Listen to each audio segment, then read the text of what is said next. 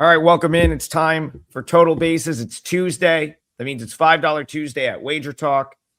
All the handicappers on the site, including the three of us that you see on your screen right now, will have best bets up for just $5. I just locked mine in right before I got on the show.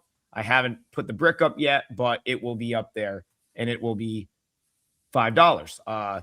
We put the basketball season to bed last night. You can see my final chance. I got the Final Four hoodie on. Last chance to wear athletic basketball gear until November, so I got to take advantage of it. Tokyo Brandon dressed phenomenally as well. So let's bring you in first here. How did your night go? And then kick us off on Dodgers Blue Jays, which will be our feature game again today. Should I go into Dodgers Blue Jays after I recap my night? Go ahead. Yep. Okay, sure. I went 3-1 and I lost. The loss was my 5%. I had Miami. I should have known coming off the road, the emotional win over the Yankees coming back home, that was going to be a flat spot. I should have known it. But I went 3-1 with I won the Brewers Dodgers parlayed together for plus 230. So it was a plus day, but unfortunately the people who buy picks bought the 5%. So, but I had a winning day. Into Dodgers and Blue Jays. By the way, everyone, on my Twitter, I already put up the outs recorded projections, and that's going to be relevant for what I'm going to talk about here, the Dodgers and the Blue Jays. Yamamoto, yeah, Dodgers are a minus 150. Man, the Blue Jays are in disarray right now. A lot going on with them. Yes, I realize, everyone, our title says full court press. Sorry about that. We didn't change the thing. It'll get changed, though. Possibly. It should say Total Bases now. I'll play with it. Continue your okay. Anyways, go ahead. Yeah. Sure. Anyways, so Blue Jays are in disarray. Yes, they have Gausman coming up today. And if you look at the OPS of the hitters going against Gausman, man, there are a couple of Dodgers who really lay into Gausman in his career, including Max Muncy. Let's see, Will Smith, Kyle Tucker, a lot of Dodgers who can do some damage on this pitcher. I know Gausman had a great start, but he's one of those guys that starts with a boom and then fizzles out as the season goes on. Yamamoto, great pitcher. He's even better on the road. If you look at his stats last year, he had a 2 ERA on the road and a 3 ERA at home. So I expect more of the same that we saw yesterday. Maybe not such the explosion, but to play the Dodgers, yeah, you could parlay them with something, take them a -1 or something. But man, the Blue Jays are just in disarray right now. Something's got to give, but you would have to have a lot of testicular fortitude to bet the Toronto Blue Jays right now. TB, you were right. I saw the top banner. It's now Total Bases. We've officially, Bryan Leonard, put the basketball season to bed. So we can put the full court press header away until November. We've got our color scheme up there. The bottom ticker's right. So without further ado, let's bring in Bryan Leonard. How was your start to the week? And also, how are you seeing Dodgers Blue Jays? Well, first of all, you and Rob Vino did a terrific job on that. So I think a lot of the people that watch your show every day didn't want it to go away. And that's why it stayed up there a little bit. And we had problems putting it on. You guys did a terrific job. And yeah, as for my day, it was very similar to Brandon's, in which it was almost perfect. The problem was my 3% play, which was my biggest play in baseball, was Pittsburgh. And I believe I also used that here as my part of the parlay. And that was the only one that didn't cash. Everything else cashed. In basketball, I said before the tournament started, Michigan was the best value and Michigan wins it. And I also said yesterday that the line was too high. I thought it was a couple points too high, and we were able to cash the +7 with the underdog. Baseball, I went 3-1, now 10-1 over the last 11 in Major League Baseball. But the one loser, unfortunately, was the 3% on Pittsburgh.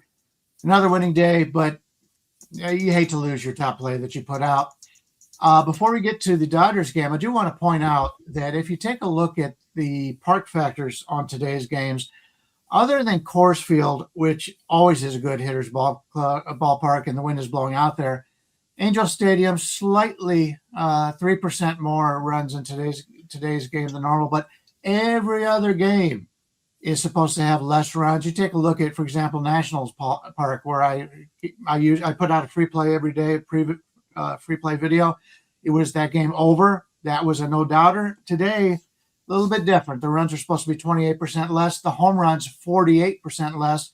Very similar to PNC Park in Pittsburgh. So there's a lot of games with lower totals, and for good reasons today. Now, when I take a look at this Dodgers game, you may find a little bit of value in it, and that's because I kind of like the under in this game a little bit. Obviously, Toronto's not hitting the ball really well right now, but if you take a look at the bullpen for the Blue Jays, all of their best guys have not pitched in either the last 3 or 2 days, going all the way from Fluharty, Fisher, Varland, Rogers, Hoffman. None of them have pitched in the last 3 or 4 days. And they got Kirk is still out. Santander obviously out for a long time. But this could be a game that is a sneaky under. And when you take a look at what the Dodgers have done, obviously Yamamoto is a terrific pitcher, but I'm not against Gausman. Gausman is he's the one guy out of this starting rotation that has pitched well today. So, you're looking at this, you go, wow, the Dodgers are scoring. I think they just set the record, is it, for the last 3 or 4 games in the last series. They scored so many runs, and then they played well again offensively yesterday. It's tough to hold your nose and bet against this Dodgers offense right now, but you've got a full assortment of decent pitchers going for Toronto. And by the way, Scherzer yesterday, he goes 2 innings and has some problems. I guess it's not anything serious, just some nerve issues or whatever, but that's the last thing that this Toronto Blue Jays team needs. But the bullpen is pretty well set, and they're still missing Yimi, but overall, there's a reason why it's 7.5 here, and I lean with the under. If I'm playing this game, I'm finding a way to play the under one way or the other. Yeah, my only play yesterday was the Rockies plus 1.5, so that got there. Great reason to take advantage of the double play package, because if you take advantage of that, then you're getting them all. Tell you what. We're never going to come on and apologize for a winning day. It's hard enough to win as it is. So, if you can scrape out a plus on any day, that's a good day. And if you take advantage of the double play or the all access packages we have here at WagerTalk, then you get all the plays. So you wouldn't have to worry about the one that didn't win. As far as this game is concerned, I'll use the Rockies I feel like the Blue Jays are the example of the Rockies on the other end of the spectrum, where it's like, this team's lost 5 straight games, yet I still don't think I'm getting great value to back the Blue Jays. Like, I would be willing to take a shot with Toronto here, especially against the plus 1.5. If suddenly the market had swung so far in the other direction that I felt like I was getting this great number. But because of where the Blue Jays were sort of rated coming into the season, even 5 losses hasn't completely swung it the other way. Dodgers, Brian, you were saying, their offense is woke up, is awake now after the first week of the season, maybe struggling a little bit. Yesterday, 14 runs on 17 hits. I certainly don't want to step in front of that. So it's a tough one. I think, Brian, I think I would probably, just because of how the pitching sets up, side with you in the under here, because obviously Yamamoto's a top of the line guy. And if you can get a good outing from Gausman, which he's certainly capable of it, and you get some of the leverage arms for the Jays, you may stay under that number. I think that's a good call. I think that's the way I would go with this one.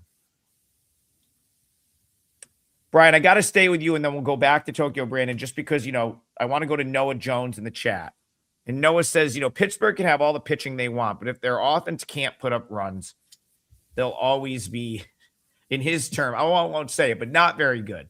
But I've got to push back on that a little bit, because I think Pittsburgh's lineup's pretty good right now. Obviously, they couldn't hit Marquez yesterday, and we'll go to TB after you to get his opinion on that, because he did kind of point out that Marquez, might do okay yesterday.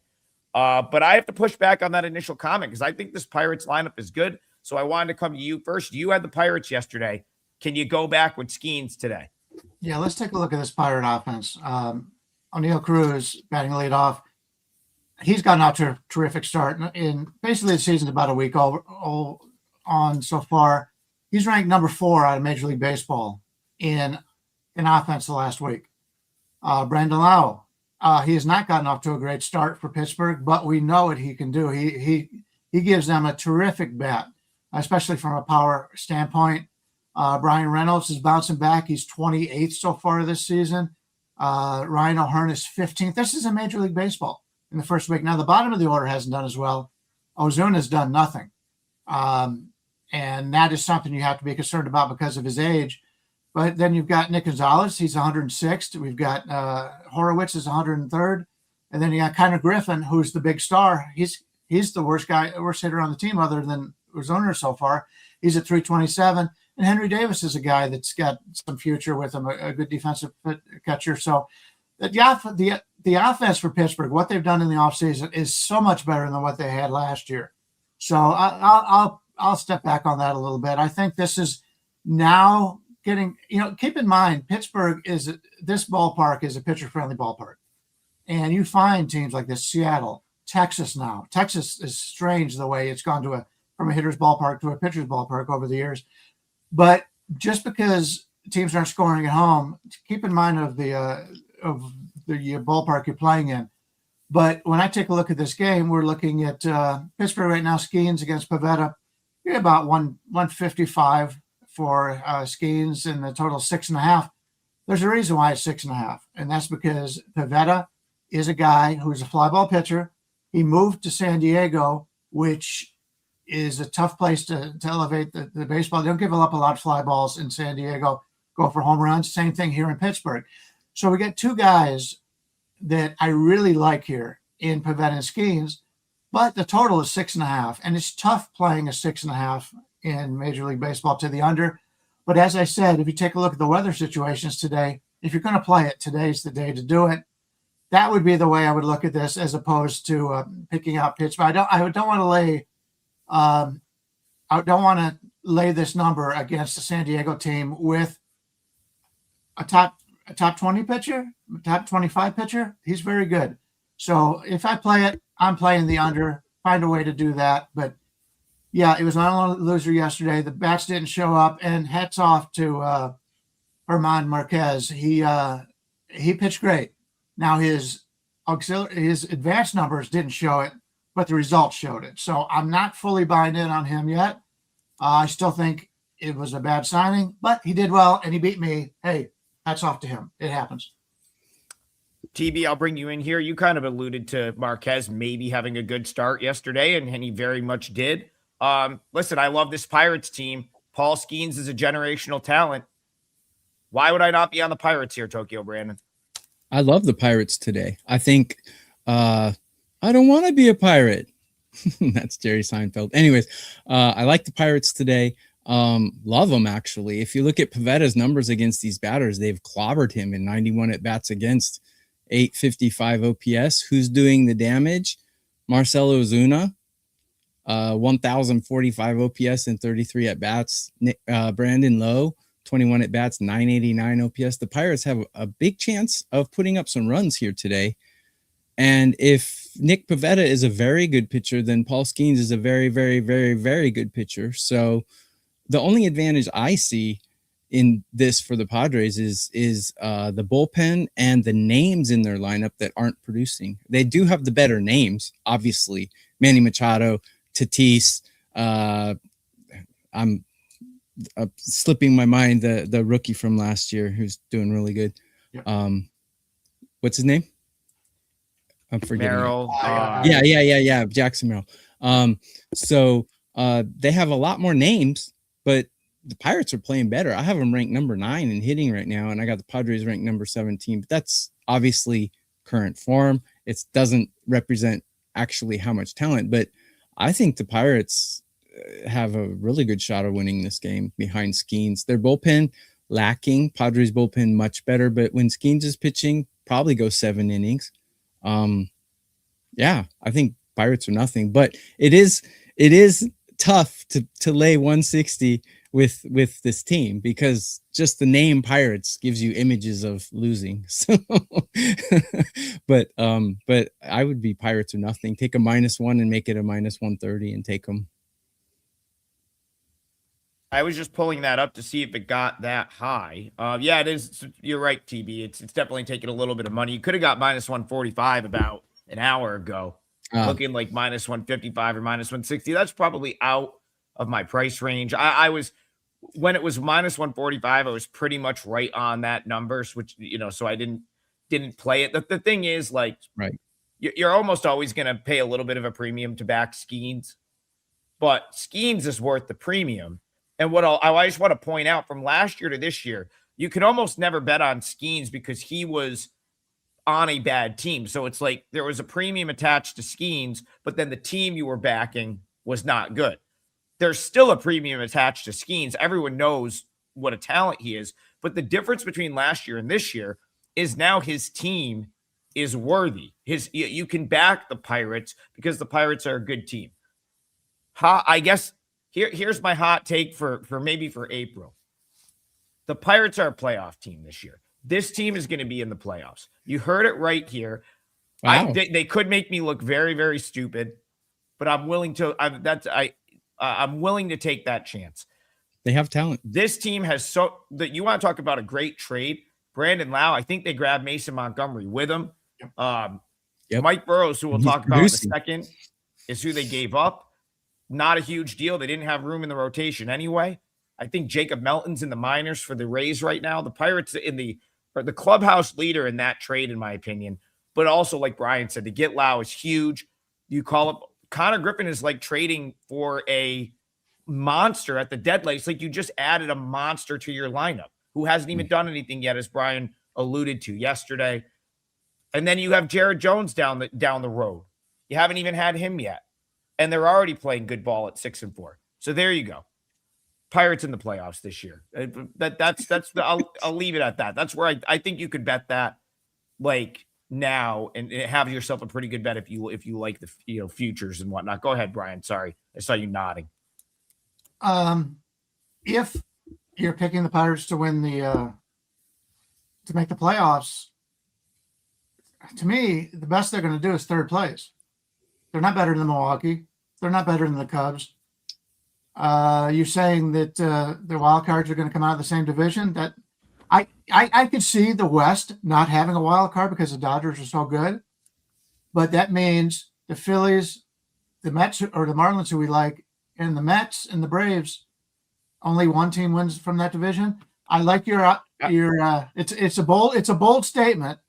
I as much as I like the Pirates, I don't. That's a little bit too much. David, I haven't bet this yet. I said I'd go, but you know what? Now that you asked, I will as soon as I get off the show and I find the best price out there. One, I don't think that the West will have a wild card team. I'm pretty much willing to. If you can bet that, that's a good bet that the West won't have a wild card team. I know these sites put crazy props up. I think the Padres are another reason I would go Pirates here. I don't like this Padres team at all. D-backs and Giants concerns. Listen, the Cubs, if Cade Horton is out for the season, that's a big problem for the Cubs. Yeah. And you said the Brewers. Yeah, the Brewers are the team to beat. The Cubs could get derailed pretty quickly if they lose him for the season, and then Edward Cabrera doesn't fully pan out. That's a team I'm a little bit concerned about right now. So Brian, let's go back to you. Let's talk about that Cubs team. Because we kind of like, I kind of like the Rays yesterday. The Rays got it done. You like the over. The over was easy. That one, 10 runs right there. Couldn't believe that was a 7.5.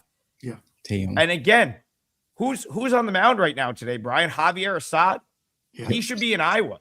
He's a AAA guy, great organizational depth guy. But if you get to the point where that's who you're running out every fifth day, they're not going to finish ahead of the Pirates in this division. I'll just say that right now.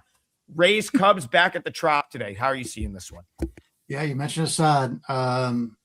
he was a guy that was he contributed last year pretty well. But I wouldn't consider him a major league starter. But he's going against Rasmussen, and you're getting the same total basically here at 7.5 is what we saw yesterday. I do like Rasmussen, but he's a 5-inning guy.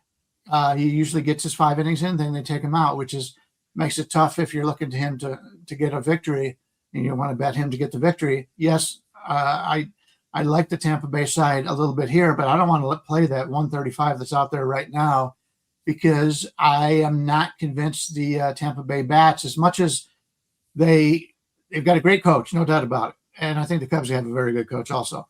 But I don't know if they're going to score enough runs to make this worthwhile. Love Rasmussen, but I want to lay this number. I'm not fully buying into Tampa Bay. I have a different feel on Tampa Bay. I think they're clearly the worst team in that division this year, but it's the best division in baseball. So, what are you going to do? Yes, Red Sox fans, you will recover and you will be a good team this year. Don't freak out. But I like the Cubs overall. I don't know. This game perplexes me, so I don't have much to add to this one. TB, you've always been a kind of a Drew Rasmussen truther. I feel like you've come on this show and given him out successfully on a number of occasions. So are you going back to the well with the Rays? Are you looking at Rasmussen in any market here? He is solid. But like Brian said, he's short. I mean, he's not one of those guys that goes 7 innings like a Wheeler or something, but he has pretty bad OPS against these batters, especially against Bregman. And the Cubs are another one of those teams, kind of like the Padres, where they have all the names that it takes, but they're not producing. Eventually, I think they're going to produce. I would maybe think about an over in this game because I don't really trust Rasmussen against this lineup, and I definitely don't trust Assad. You said he should be in Iowa. I think he should be in Mexico. He does not belong in Major League Baseball. And neither bullpen performing very well. Tampa Bay always been known for having a great bullpen, and they do have arms, but right now I got them ranked 20th out of 30, and I got the Cubs ranked 19 out of 30. I would think this will go over. I think the Cubs will break out a little bit and start scoring some runs today. I can't let my guy Javier Assad take it like that on this show. Listen, He's from Mexico. He is a phenomenal organizational piece in the big leagues. He's made 78 appearances in the big leagues, 54 starts. He has a 3.43 ERA, a 244 batting average against, which isn't great, a 1.33 whip. What I'm saying is, on a one-off scenario, he'll come out and give you 4 innings or 5 innings of one-run ball. What I'm saying is, if this dude was in your rotation at the big league level for any stretch of time, you are likely not a more than a 500 team, because the reason he doesn't stay at the big league level, that 250 batting average against would probably go up if he wasn't more of a sort of a yo-yo guy. So that's all I was saying about him. I don't really want to bet against him today because I know he can come out. He throws 6 pitches. I know he's kind of crafty in that regard. But I'll go back to, we have in the chat, I'm just going to bring this comment up. He says, as a Cubs fan, I'm unfortunately right there with Trig at the moment. Every Cubs fan that I talked to was basically like, it's Horton, it's Cabrera. If those guys are not frontline guys, we're kind of in trouble this year. And you may have just lost one for the season, and now you're not really hitting. That's the other thing that's concerning. There's a ton of offensive talent at AAA as well, so they certainly have chances to, Jonathan Long down there. I think it's Johan Ramirez, Kevin Alcantara. Like they have irons in the fire, if you will. Like if one of those guys comes out, breaks out. I mean, obviously PCA, this lineup, but remember they lost Tucker as well in the offseason, and he was, sort of a key piece of that lineup. So sure. I'm out on the Cubs, but I am with Brian. I don't really want to lay the minus 135 on the Rays here in this particular spot. So David says Pirates plus 900 to make the playoffs. I'll have to go shop that around again. I'm not putting you off that bet. I think people are still underestimating that team. Someone in the chat says they're a 75-win team. I'll conservatively say they're 81-81. That's my conservative estimate for the Pittsburgh Pirates this year. Bryan, I'm coming to you, but if you had something to add there, let me know. Yeah, they could be an 80-win team. Yeah, as opposed to like the Red Sox, who everybody's freaking out about also, they have plenty of guys in the minor leagues that they could bring up. They've got a few that should be coming up pretty soon. They've already brought up one of their big guys. So the Red Sox starting pitching staff is in much better shape than the Cubs at this point. Well, since you brought it up, Bryan, the Red Sox have arguably their best. Well, I don't even think it's arguably. They do have their best starter on the mound today in Garrett Crochet. The Brewers have a pretty good one in their own regard in Jacob Misiorowski. So talk to me, Red Sox Brewers. Is this where the Red Sox finally win a game? You know, it's funny. We did the Toronto LA game as the featured game, but this could easily be the featured game if Boston had a couple more wins. And they've started the season. They're very unlucky if you take a look at the numbers. They deserve a lot better credit than what they've done. But yeah, Crochet, one of the best in the business, one of the top 3 or 4 pitchers in Major League Baseball. He's a lefty. It's not often you're going to get him at home in the 150 range. You see that today is about a 150, and the total is about 7, slightly to the under. Misiorowski is a guy who, other than he came in with some control problems, but other than that, he's been terrific. In fact, he's been very good versus lefties. Let's see what he has done versus lefties so far. This is what he did last year. His strikeout rate, 39.5. That's better than any pitcher in any category has done last year, and he's been better so far this year. His walk rate's been the problem. Against lefties, walks 12.3%, but his swing strike rate versus lefty is 18.7. And you take a look at some of the other aces. Christopher Sanchez, 17.9. It's Trevor Rogers, 15.8. He is so good against lefties, and he's facing 5 lefties in this Boston lineup today. I think he's going to have a hell of a day because he tears up lefties something awful. I like the under in this game. And yes, this line is low. The line is low for a reason, but Boston's not hitting. Milwaukee is very similar to the Dodgers that we talked about earlier. Do you really want to stand in front of this Milwaukee offense with Garrett Crochet on the mound? I could do it. The total on this is 7. I like the under in this game. Find either the first half. Fortunately, I didn't see any 4s out there, so it's 3.5. But if you're going to play it, I would look for a low-scoring game, a big pitchers matchup here between Milwaukee and Boston. And because Boston hasn't been winning, none of their best pitchers have been pitching. Their closer hasn't pitched in 2 days, so they're set up pretty well. Is Milwaukee's bullpen is because they are winning. A lot of those guys have been pitching well, so they might not be able to make the game tonight. But first half, yes. Full game, probably. Also, I think it's going to be a low-scoring contest. Tokyo Brandon, you said it's going to get worse for the Red Sox when they were 1-5. I thought you were crazy, and yet it has because they're now 2-8. Are we? At what point are you jumping back in with the Red Sox, or are you just trying to put them in their grave here with Misiorowski and the Brewers? By the way, guys, it's $5 Tuesday. Go to any one of our sites, go to WagerTalk.com and pick up all of our plays, 4% or less for $5. I have a 4% play out today in Major League Baseball. It's a straight money line. Love it. And it's a game that we haven't talked about yet. Anyways, yeah, Crochet, of all my pitchers listed here, Crochet tops the list today against these Milwaukee batters. He's got a 485 OPS against in 32 at bats, which is a decent sample size. Milwaukee's been crushing the ball better than anyone but the Dodgers, though. That's the problem. But I mean, like Bryan said, are you going to step in front of this buzzsaw? Well, with Crochet, yeah. I mean,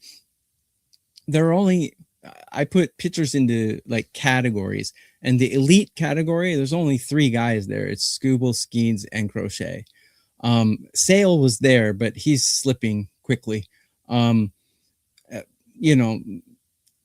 it. That's the cream of the crop. He's definitely included in the cream of the crop. So, yeah, I think, I don't know, first 5, 3.5 in Major League Baseball is a really tough bet to make. even a guy like Crochet, even we saw Paul Skeens in his first start, just barfed on the mound. It can happen. So I don't know. Definitely under would be in play. But the Red Sox to win might also be a decent bet. Both bullpens toiling in mediocrity, and Boston's lineup very mediocre at the moment. We're all talking about Crochet, but Mizorowski's pretty darn good pitcher as well. So, yeah, I would say under or nothing along with Bryan, but I haven't bet it.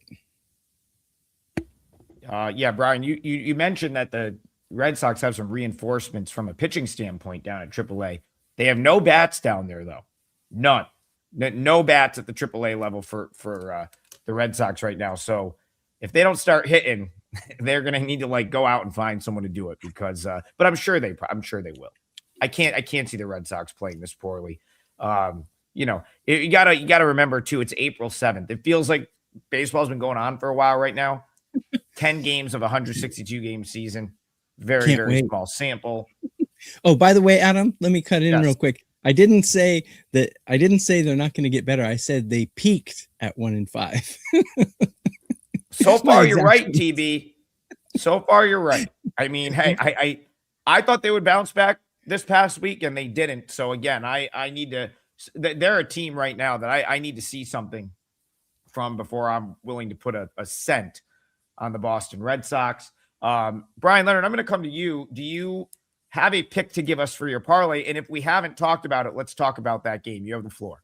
I do. With the Red Sox, they've won 2 games. They should have won 3.4.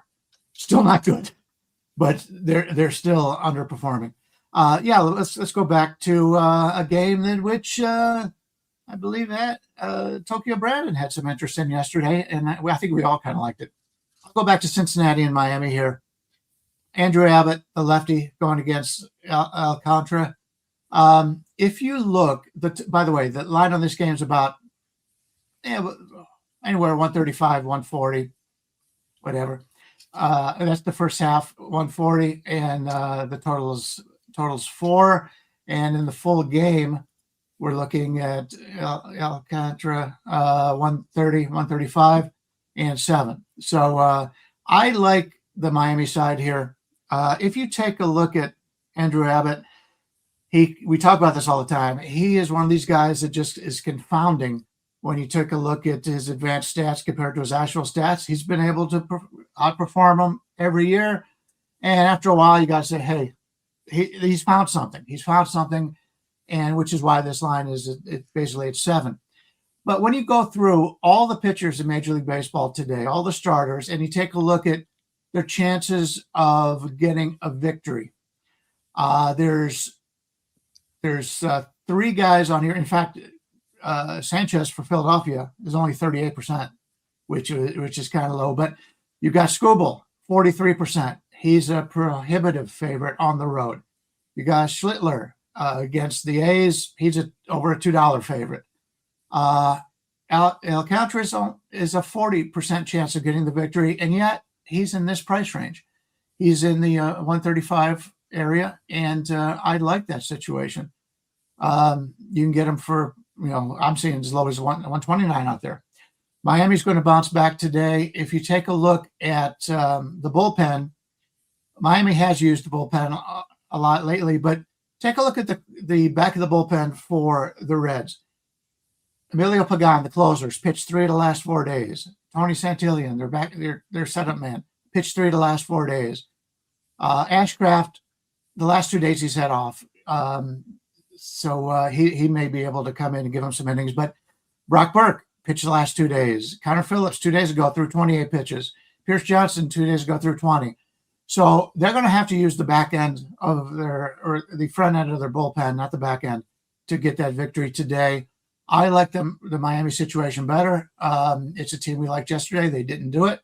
And Miami right now at this price range, to me, is one of the better bets on the board. I like Miami here against Cincinnati. All right, we'll go. You want to call it minus 135? Is that fair? Or minus 130? Yeah, it's about right in the middle. Yeah. All right. Yeah. I mean, listen, that was my leg for the show for the parlay. So yeah, they just didn't get there. Bats just were quiet, but I hope they bounce back for us today. Let's over to Tokyo. Brandon, remind the people what you have going on today on $5 Tuesday, and also what is your leg for the parlay today? Well, on my Twitter, I put my outs projected for pitchers. So take a look at Tokyo _ Brandon. My Twitter is up there. I'm going to put the strikeouts later on around 3 Eastern.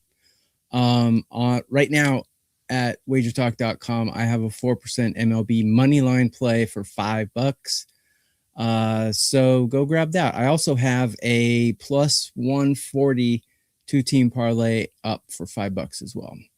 I won my plus 230 yesterday, which was nice. Regarding this game, let me just touch on it real quick. I made a free play video for WagerTalk's YouTube channel earlier. They probably haven't uploaded it yet, but I'll tell you what I said. I totally, fully agree with Brian. I think the only reason Miami didn't win yesterday was because of that come home flat spot. The Reds have a great record. They're 7-3 now, but they're 7-3, ranking 25th in Major League Baseball in offense. So it means it's a little fugazi, this record of theirs. I think it's a little smoke and mirrors. I mean, I don't think they're a terrible team, but I don't think they're a 7-3 team either. So I think Miami bounces back as well. Beware, though, both of these pitchers have really good history against the batters they're facing today. So it could be another under similar to yesterday. I think the only reason Miami didn't score yesterday, though, is because they were coming home after beating the Yankees on the road. It should be more like a 3-2 kind of game. I think the Reds will put up their typical 2 runs, and I think Miami will put up 3. And so sorry about that. So your play for the parlay? Oh, my play for the parlay is a game we haven't covered. Yeah, give me ahead. 10 seconds. Schlittler at home. Are you kidding me? I don't think he's going to lose this one. Give me the Yankees on the money line for my parlay leg.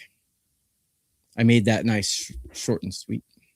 Yeah, I mean, listen, I don't. There's not much to me. I see Savali on the other side. I'm kind of with you. Like, I kind of looked at it. TB. I got to be honest. I kind of went over that one quickly because I knew the value was not going to be there for the Yankees, and I knew there was not a chance that I would take the A's with Savali in Yankee Stadium. And I kind of pulled it up, and like 220 is actually probably light. Probably should be more. They probably should be a bigger favorite. Oh, I don't know if Brian, if you have any thoughts on that, but I think the Yankees should be 280. Should be 280. I mean, the bullpen discrepancy as well. Schlittler is 2-0 with a 0 ERA. He's not going to keep a 0 ERA, but he's pitching lights out right now. I think he'll continue. Kurtz looked like he was waking up yesterday, and he's a laid-off guy. He's the offense of that team. He's the guy you want to back. So yeah, in obviously the short right field there, but yeah, I don't play a lot of big favorites like that, but if I was looking to play one today, that would be the one I'd be on also. I'm kind of with you, TB. I'm closer to minus 250 there. Not enough for me to play something like that, but 30 cents on the number is still relevant. At least if you're like for me, it's got to be like if it was I had minus 120, I made it minus 150. I like it's just an auto play. Once it gets over minus $2, I need a little bit more. But yeah, I cannot argue with you on that. All right. I'm going to go. We haven't talked an early game yet. So I'll let's do this one. Let's go around the horn on this one. And then I'll decide if I want to throw this in the parlay or not, based on what you guys say. So TB, I'm going to go back to you. Then we'll quickly go to Brian. Diamondbacks, Mets, Arizona. Look good over the weekend.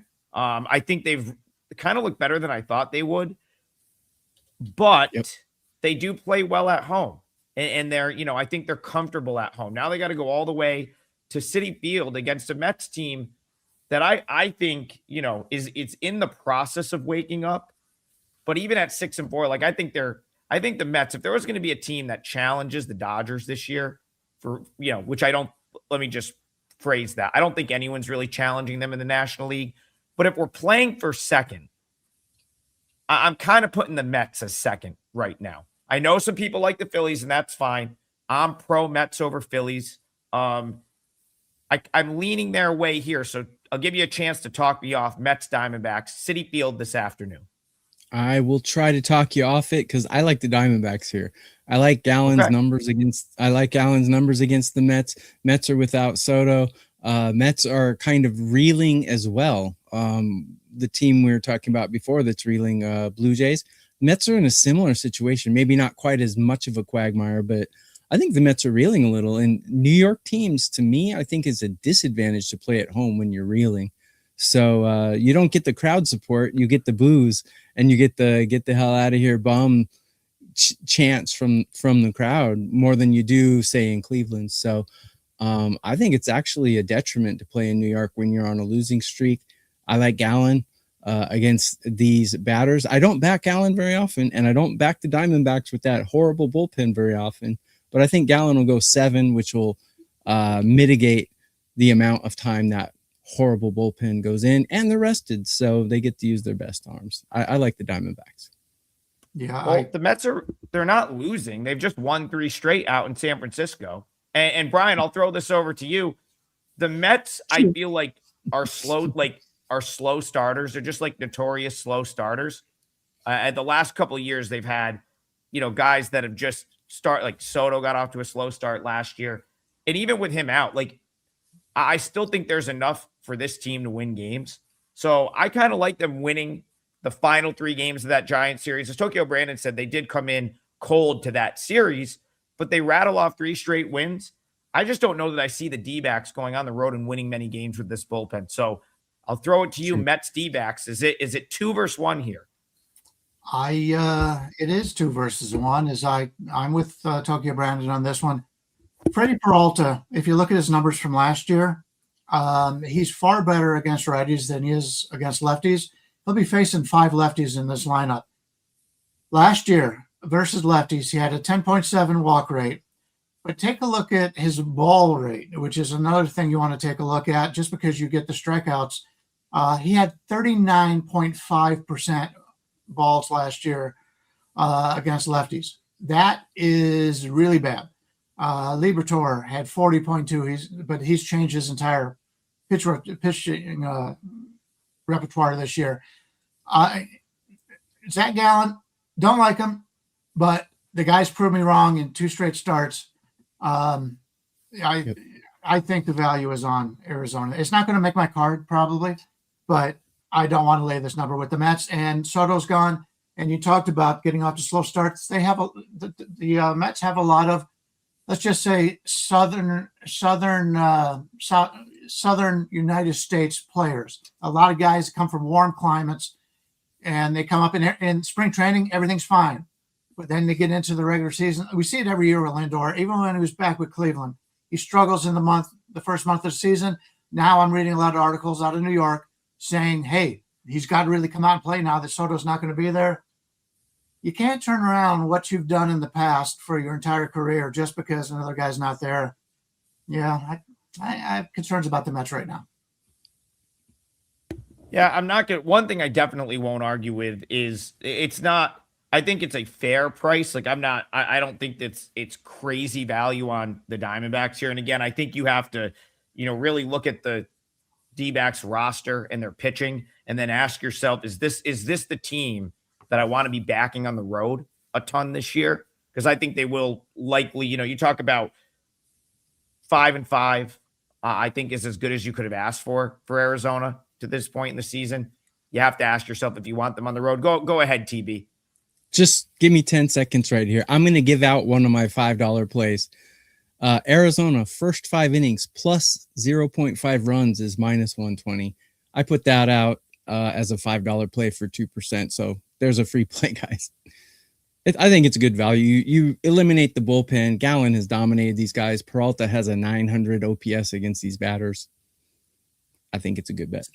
See, I think Zach Gallen kind of sucks still. And I like, that's the thing. I kind of think he's cooked. I don't like him. We'll see. I don't like him. And the other thing, and again, I'm not using this game in the parlay, but we will finish the discussion on it because you guys did make my decision. I had 2 in mind, and I'm going to go with the other one, which you've already talked about. He's going to go against us out of spite. Well, no, I'm just saying, like, Freddie Peralta, he had a couple bad starts at the beginning of last year, and then he wiped everyone out for like 2 months. And, he had the bad start the first time around, last time out in St. Louis, 5 1/3 of 1-run balls, 7 strikeouts, 2 walks. Like, I don't know. I would push back on saying that Gallen is a better option than Freddie Peralta. You can maybe say they're even. Well, he's We're not saying that. But Peralta, and I said this before, he's gotten off to a good start for the Mets. He's down pitching for a new team. He's in a new environment, especially in New York. I don't know. I don't like to back guys that get traded into, especially a high profile city like New York City. He's a better pitcher than Gallen. I'm not saying that he's not, but against the matchup today, I like Gallen better.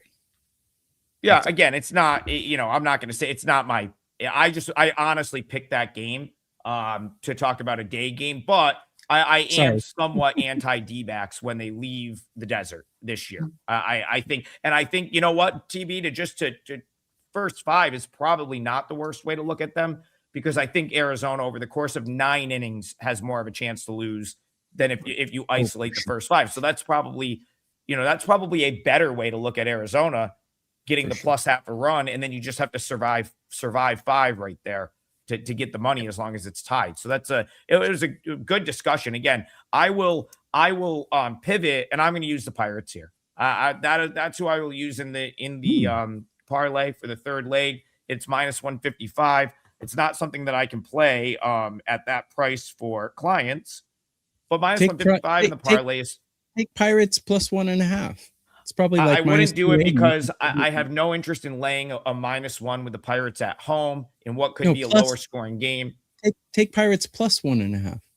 It would be astronomical odds. No, I'm going to leave the money line. I think they win. I don't not want them to win. I think they're going to win here. I just think again, it goes back to my theory with baseball.